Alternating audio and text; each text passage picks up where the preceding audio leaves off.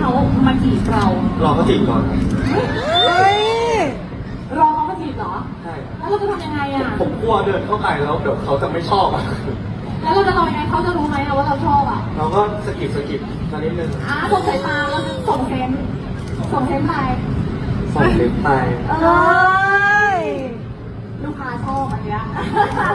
ลิฟต์ไปส่งลิฟต์ไป ส่งลิฟต์ไปให้แล้วก็รอเขามาจีบนะ ใช่ ทำไมนะเดง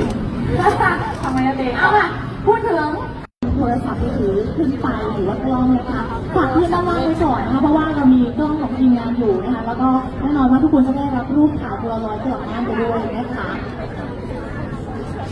เอาล่ะ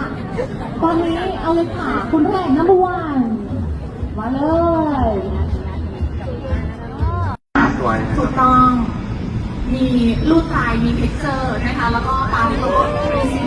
ของโพสต์